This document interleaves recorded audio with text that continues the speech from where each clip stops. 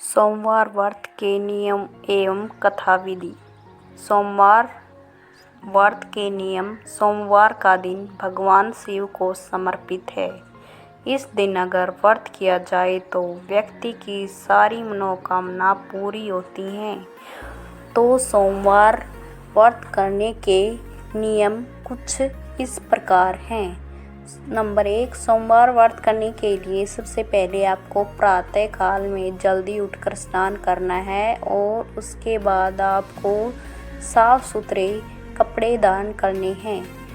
उसके बाद आपको किसी भी शिव मंदिर में जाकर शिवलिंग पर जल चढ़ाना है तथा जल चढ़ाने के बाद शिव पार्वती की आराधना करनी है। सोमवार व्रत में आपको व्रत कथा जरूर सुननी चाहिए और आपको पूरे दिन में सिर्फ एक बार ही भोजन करना है। आप इसमें फलाहार भी कर सकते हैं।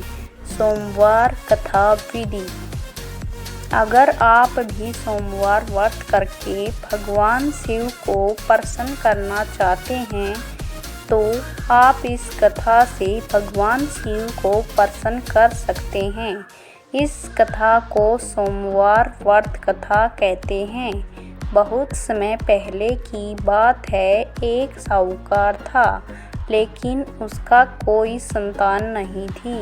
वह इस कारण बहुत परेशान था।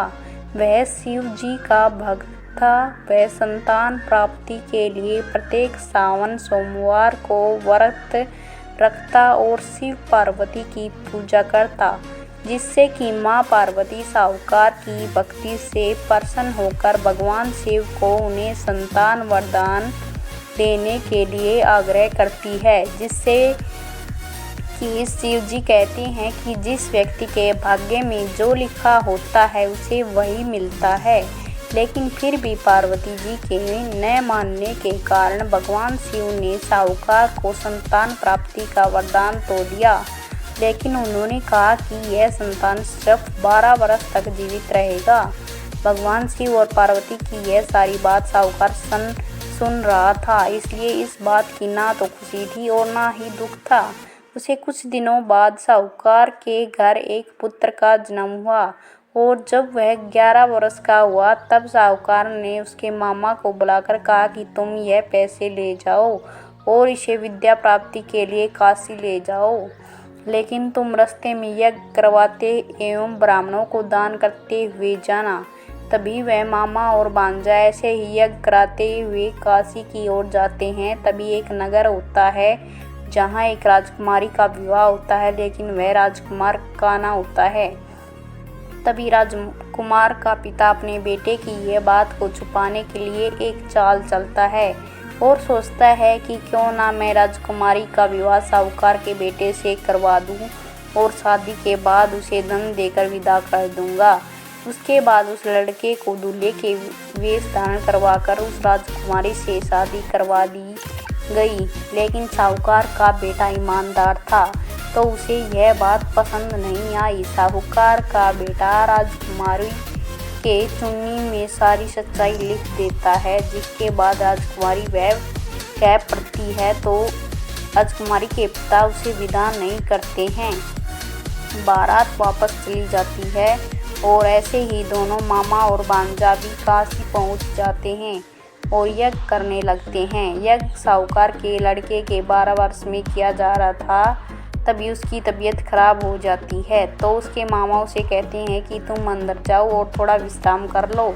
और जैसा कि भगवान शिव ने कहा था वह सिर्फ 12 वर्षों तक जीवित रहेगा। तो साहूकार के लड़के के प्राण निकल जाते हैं, जिसे देखकर उसके मामा बहुत ज़्यादा दुखी होते हैं और रोने लगते हैं। तभी वहाँ से शिव और पार्वती जा रहे होते हैं। तभी पार्वती कहती है कि मुझे इनका रोना सहन नहीं हो रहा है, तो कृपया इनकी समस्या दूर करें।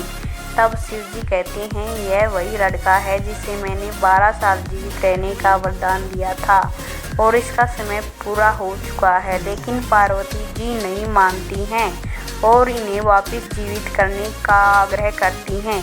पार्वती जी के आग्रह पर शिव जी उस लड़के को वापस जीवित होने का वरदान देते हैं। जिसके बाद वह लड़का फिर से जीवित हो उठता है।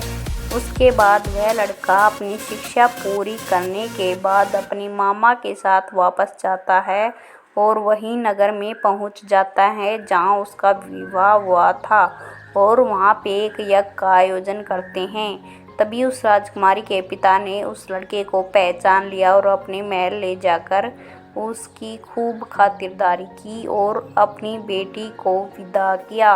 यहाँ साहूकार और उसकी पत्नी प्रण लेकर बैठे थे कि अगर हमें हमारे बेटे की मृत्यु का समाचार मिला तो हम भी अपने प्राण त्याग देंगे।